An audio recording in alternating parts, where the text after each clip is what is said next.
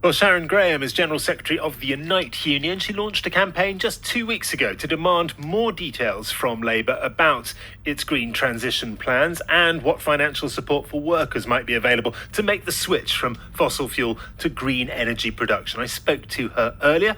I asked her what she thought about Labour's plan for energy transition.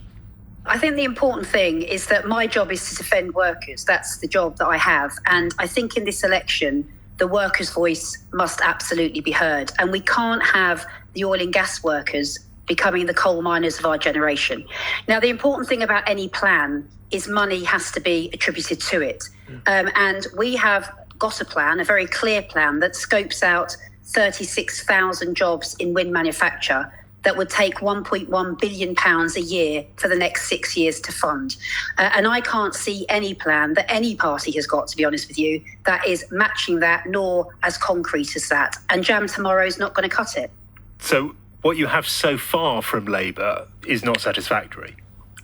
Well, look, what I'm saying is that you can't let go of one rope until you've got hold of another. So things like their announcement on stopping oil and gas licences, for example, that is going to take away much needed time for us to get a detailed plan in place. And so therefore, that's signalling without a clear plan. You know, I'm asking people very clearly, name one of the jobs that's going to replace oil and gas jobs. Is somebody driving an electric bike for Deliveroo? Is that one of these jobs? We need to see the meat on the bones. Now, we've done a very, very, very clear plan, a clear plan that scopes out 36,000 jobs. And make no mistake, the oil and gas industry is on a cliff edge with 30,000 jobs going by 2030. The plan needs to be clear, detailed, and with money behind it.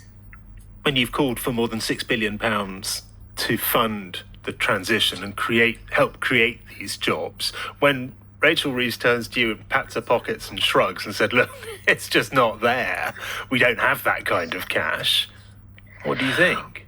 Well, what I'd say is that this election is going to be about choices. And, you know, Labour have, rightly said that this is about change and should be about change.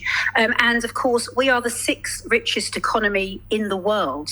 And we need to have a proper transition. We could be a country that really is leading in terms of wind power, leading in decarbonated steel, leading in other areas. We're not going to be like that if we don't put the money behind it.